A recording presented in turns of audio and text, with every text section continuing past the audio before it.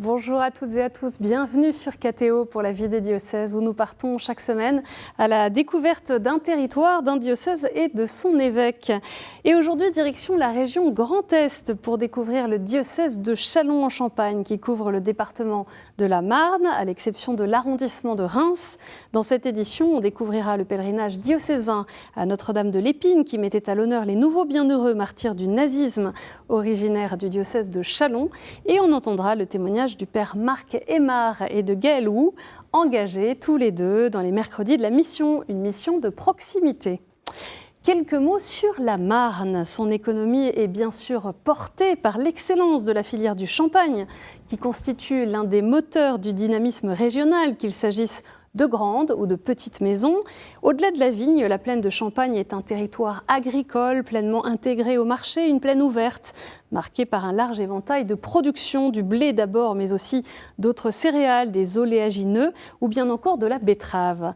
Un territoire rural marqué par un habitat dispersé en dehors des villes principales et qui doit faire face aux défis démographiques du vieillissement de la population. Et pour parler du diocèse de Châlons-en-Champagne, je reçois pour la première fois son évêque, Monseigneur Franck Javary. Bonjour Monseigneur. Oui, bonjour à tous. Bienvenue donc sur le plateau de la vie des diocèses. Comment est-ce que vous pourriez nous présenter les caractéristiques du diocèse de Châlons en quelques mots ?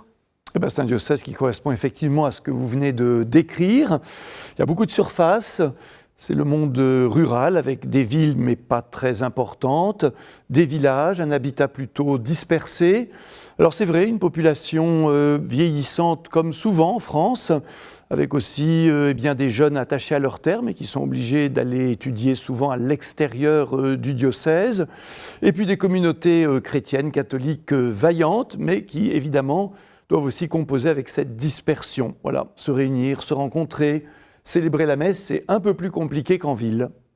Au début de cette émission, quelques dates pour mieux connaître votre parcours. Monseigneur Franck Javary, vous êtes donc évêque du diocèse de Châlons depuis un peu plus d'un an, ordonné en mars 2025, né en 1967 à Boulogne-Billancourt dans les Hauts-de-Seine, avec des origines familiales dans l'Aube. Vous entrez au séminaire des Carmes après des études à l'école polytechnique et l'école des ponts et chaussées, marquées par un intérêt particulier pour l'automobile.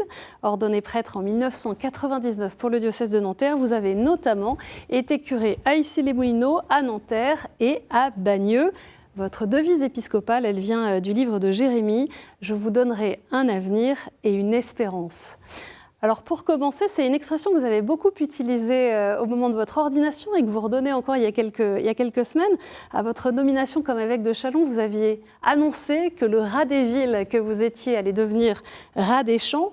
Comment se passe ce changement alors un peu radical de la mission de curé de paroisse très urbaine à un diocèse marqué par les nombreuses zones rurales ? Ça se passe bien, grâce d'abord aux Marnais, bien sûr aux diocésains, aux catholiques, mais pas que. On est quand même très bien accueillis.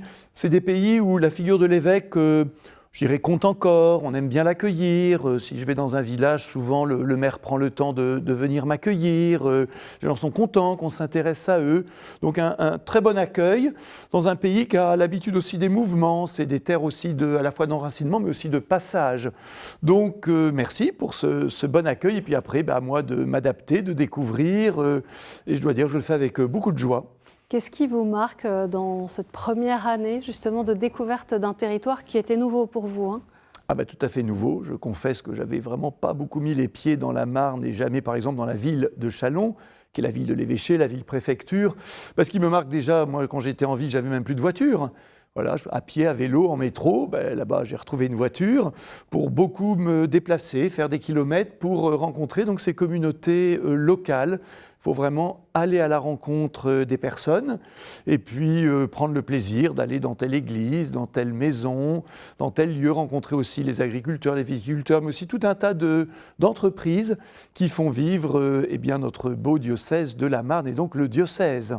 Peut-être pour mieux vous connaître, quelles sont les figures spirituelles ou les figures de sainteté qui vous inspirent, qui vous nourrissent comme chrétien, comme disciple du Christ ?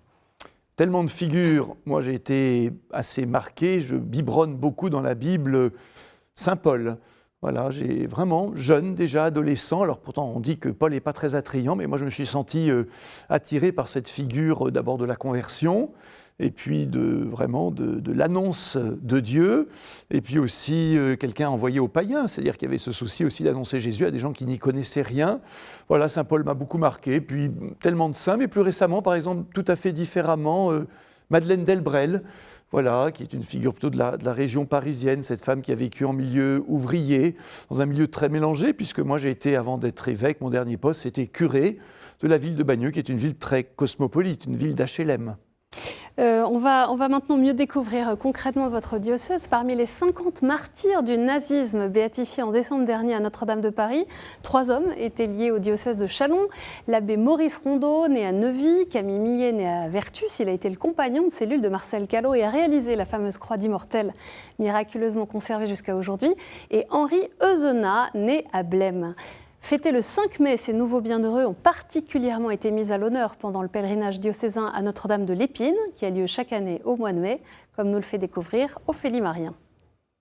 Je vous salue Marie, pleine de grâce. Comme chaque année en mai, les fidèles du diocèse de Châlons marchent jusqu'à la basilique Notre-Dame de l'Épine.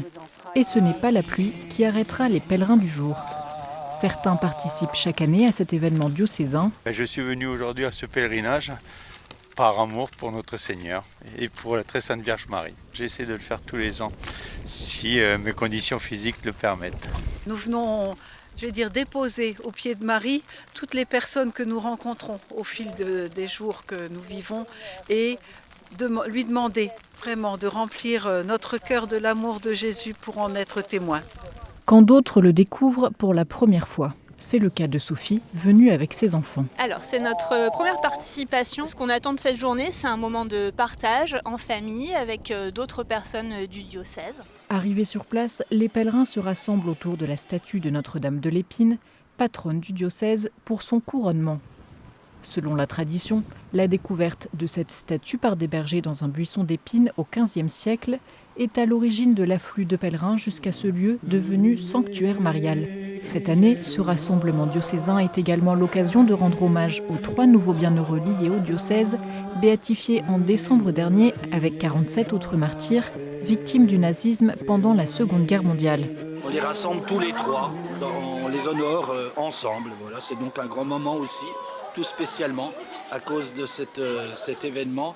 On se souvient que on est tous appelés à être des témoins de l'Évangile à la suite de ces bienheureux. Un historien vient donner une conférence sur la vie de ces 3 jeunes. L'abbé Maurice Rondeau, un peu plus âgé, quoique, 1911-1945. Alors il y avait l'abbé Maurice Rondeau, il y avait Camille Millet de la JOC et il y avait Henri Euzenat, lui aussi de la JOC. Alors, ce sont des personnes qui ont eu un rôle d'évangélisation, qui ont accompagné des jeunes au STO, et ils sont allés jusqu'au sacrifice suprême. Ces martyrs, morts par haine de leur foi sous le régime nazi, peuvent être des modèles de sainteté pour chacun, à tout âge. Ce qui nous a particulièrement marqué, c'est le fait qu'ils aient vécu le message de l'Évangile jusqu'à donner leur vie. Ils ont été fidèles à Dieu, parce qu'ils auraient pu se dire ah ouais, on est dans la galère, on va abandonner Dieu. Mais non, ils ont continué à croire. Et c'est ça le plus important. La grand-messe, présidée par l'évêque, clôture cette journée diocésaine. C'est important pour moi qui vivote un peu de faire des journées comme ça qui encouragent, qui raffermit la foi. L'occasion également de confier l'église diocésaine à l'intercession de ces 3 nouveaux bienheureux qui invitent chacun à témoigner de sa foi, quelle que soit l'époque.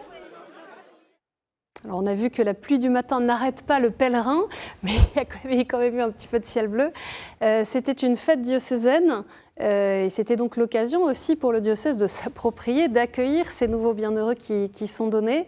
Comment est-ce que vous voulez que leur exemple inspire les baptisés d'aujourd'hui? On a vu de tous les âges. Oui, évidemment, c'est une chance quand l'Église nous donne de nouveaux bienheureux, et surtout, c'est des bienheureux du XXe siècle, voilà, puisqu'ils sont tous les 3 avec les autres, d'ailleurs morts en 1945. Et puis, ils sont enracinés localement. Dans chacune des célébrations qu'on a faites, il y a de la famille qui les ont connus parfois. non, des gens très âgés, il y a des descendants, il y a des villageois. Donc au fond, on se dit, être saint, ce n'est pas quelque chose du passé, c'est quelque chose d'aujourd'hui. On a des lettres, on a des témoignages, on a un enracinement local, donc c'est très porteur. Et puis j'ajoute que ce sont des gens jeunes, qui ont vécu une vie rapide en un sens, mais tout entière donnée à Jésus dans des circonstances extrêmement difficiles. Donc ça nous stimule, ça nous intrigue aussi en un sens.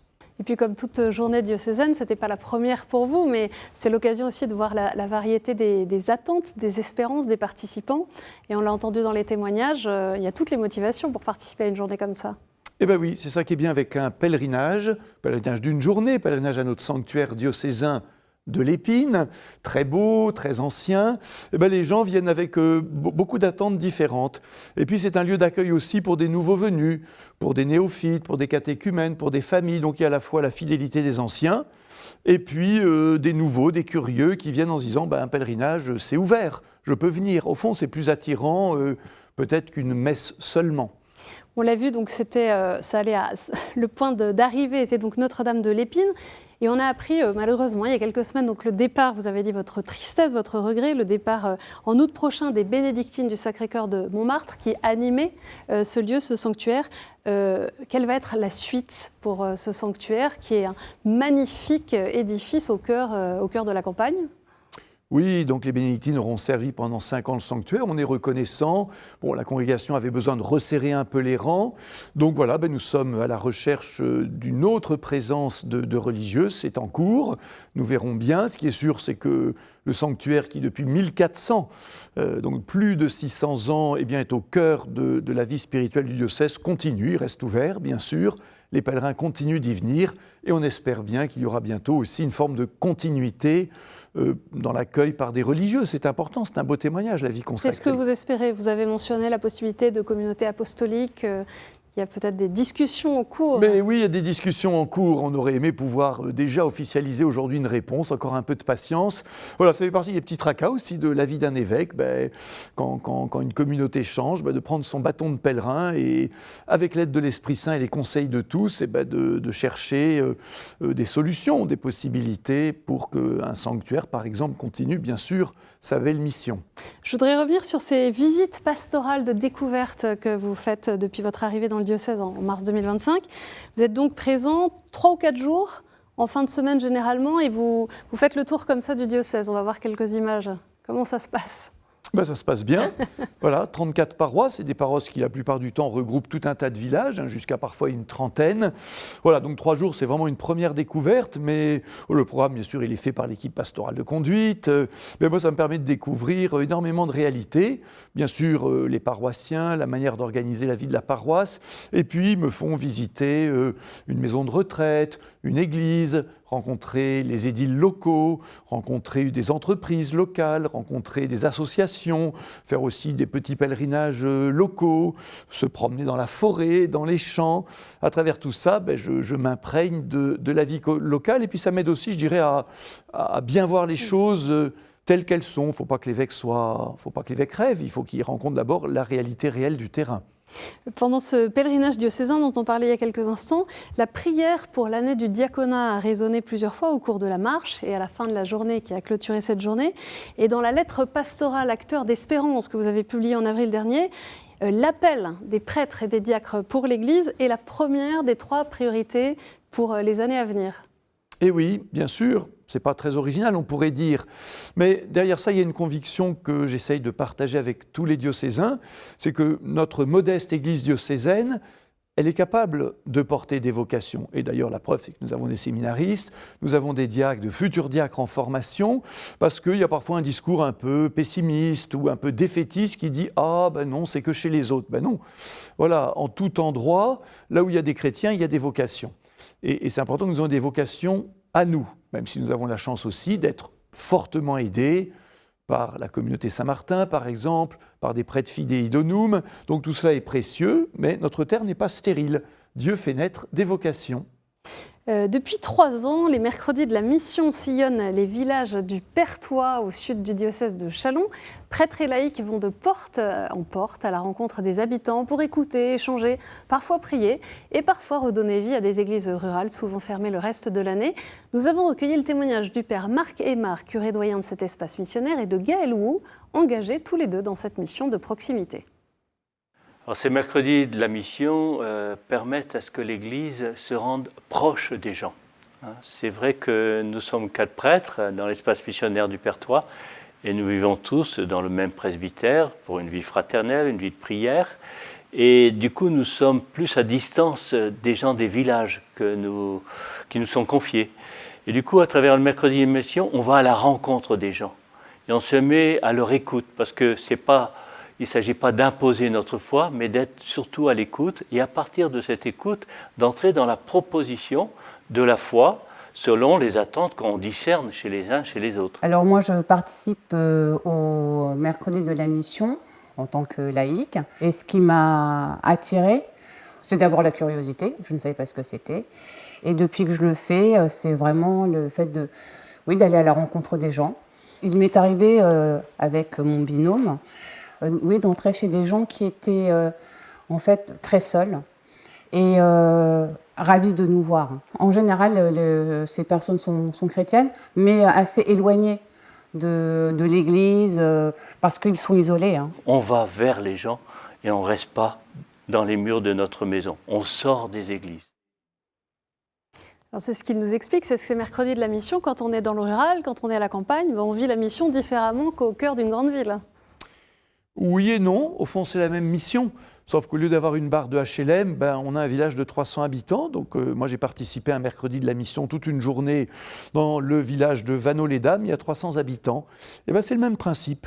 Et je trouve qu'on est peut-être mieux accueillis au sens, d'abord c'est quand même une terre de culture chrétienne, et puis de fait dans un village, on s'annonce, voilà, et puis nous le faisons avec des paroissiens du village pour une part, donc on n'est pas des inconnus, mais on y va aussi avec simplicité et humilité. J'ai beau être l'évêque, quand je frappe à la porte, personne n'est obligé de m'accueillir. Et les gens ne savent pas forcément que vous êtes l'évêque d'ailleurs. Non, ils ne le savent pas, voilà, mais je suis, ce jour-là, dans tous les cas, beaucoup de portes sont ouvertes, et de fait, comme l'a dit le père Marc, les gens sont quand même touchés qu'on aille vers eux.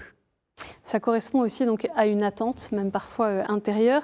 Vous espérez aussi développer des fraternités missionnaires. C'est la deuxième des 3 priorités de cette lettre pastorale Acteurs d'Espérance. Ça existe déjà dans certains des espaces missionnaires qui ont été mis en place ces dernières années, mais vous voulez le faire grandir, le développer. D'abord, rien de nouveau. Ces équipes fraternelles, c'est aussi des équipes de mouvement d'action catholique, c'est aussi des équipes de partage d'évangile. Mais il y a eu vraiment un creux. C'était très très présent il y a 30 ans, et puis les gens vieillissent, certains se sont peut-être aussi lassés, puis il n'y a pas eu beaucoup de création. Donc on propose en fait comme diocèse d'avoir un produit, entre guillemets, annuel, avec un effet d'entraînement, Et mon rêve, que ce serait que dans chacune de nos 34 paroisses, il y ait plusieurs de ces équipes fraternelles. Il y en a déjà, mais on sent qu'il ne manque pas grand-chose pour qu'on puisse en créer vraiment davantage. Et puis créer une émulation, créer une animation diocésaine, former aussi les animateurs, s'entraider mutuellement. Bref, qu'il y ait un élan plus fort, parce que cet échelon est vraiment essentiel. Il y a la messe le dimanche, il y a moi tout seul chez moi ou dans ma famille, et entre les deux, l'équipe fraternelle, c'est vraiment un lieu important. Qu'est-ce que vous entendez quand vous comparez l'église diocésaine à une église chrysalide ? Oui, c'est une image que j'ai prise dans ma lettre pastorale. La chenille, avant d'être papillon, devient chrysalide. Alors, c'est une comparaison. Je dis la chenille, c'était un peu notre catholicisme de tradition, qui avait beaucoup de vertus. Simplement, l'évolution de la sécularisation fait que la chenille se rétracte. Elle devient chrysalide, on se dit « Oh, c'est encore vivant ou c'est mort ?» Non, c'est encore vivant, mais c'est en mutation. Et puis, qu'est-ce qu'il y a de la chrysalide ? Un papillon. Le papillon, c'est la même église, mais différemment. Plus mobile, plus fluide, sans doute pas présente de la même manière, moins nombreuse il est vrai, mais bien vivante. Je crois qu'on est dans ce moment de mutation, de chrysalide, et que Dieu nous aide à faire naître cette nouvelle forme d'église. C'est un peu votre vision pastorale pour ce diocèse qui vous est confié, d'aider l'Église à passer à cette nouvelle étape ? Certainement, c'est pas parce que l'évêque le veut, c'est parce que le moment y est favorable. Alors la chrysalide, c'est pas confortable non plus, parce qu'on change complètement, donc on est fragile. Et nous vivons parfois difficilement cette fragilité, mais avec l'aide de Dieu, eh ben, on va la vivre avec espérance. Il y a d'ailleurs des signes très concrets d'espérance dans notre diocèse comme dans d'autres. Il y a des jeunes, il y a des catéchumènes, il y a des recommençants, il y a des gens qui cherchent Dieu, et il y a la fidélité des anciens qui permet que eh ben, les uns avec les autres, on puisse vivre cette phase de mutation dans la confiance et l'espérance. Monseigneur Franck Javary, on va passer dans la dernière séquence de cette émission, les questions de terrain.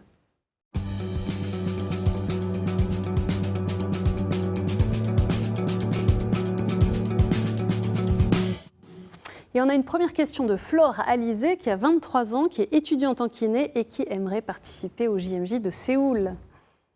Bonjour Monseigneur, j'aimerais juste savoir où en sont l'organisation des JMJ dans le diocèse de Châlons. Voilà, merci beaucoup.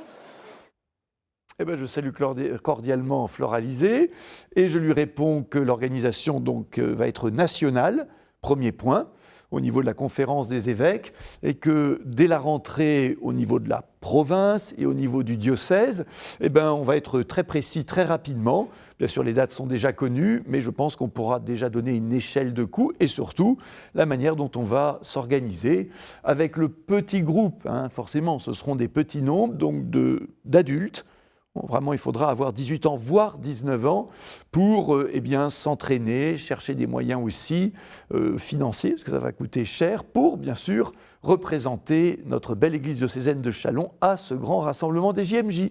Été 2027 en Corée du Sud. On a une autre question de Jean-Pierre, qui habite Baille et qui fait partie de la paroisse Saint-Alpin. Bonjour Monseigneur, j'aurais une question à vous poser. Étant paroissien de la commune de Baille, je voudrais savoir ce qui va devenir de l'abbaye d'Annecy. Puis-je avoir une réponse, s'il vous plaît? Merci. Alors, il faut expliquer à nos téléspectateurs que l'abbaye d'Annecy est donc une ancienne abbaye qui a été confiée pendant longtemps à des communautés, et tout récemment à l'œuvre d'Orient qui va se retirer. Le diocèse est propriétaire. Et bien donc la réponse est très simple, c'est que nous cherchons un partenaire catholique pour un projet. Nous avons eu une dizaine de visites de ce site magnifique. Page de publicité, n'hésitez pas si vous ne connaissez pas. Alors pour l'instant, pas encore de proposition ferme, mais nous espérons eh bien, que quelque chose puisse se trouver avant la fin de l'année 2026. Mais je ne peux rien annoncer aujourd'hui. C'est aussi en cours de discussion et de discernement. Et ce n'est pas simple. Une dernière question de Sylvain de la paroisse Saint-Étienne de Châlons-Centre qui accompagne des catéchumènes depuis un an. Bonjour Monseigneur.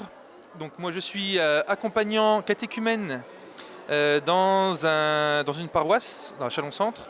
Et du coup la question que je me posais, moi c'est qu'est-ce que le diocèse propose pour accompagner les néophytes qui ont eu du coup 2 années de formation et qui après sont un peu lâchés dans la nature. Donc qu'est-ce que le diocèse propose pour ne pas les lâcher dans la nature mais pouvoir bien les continuer à les accompagner après?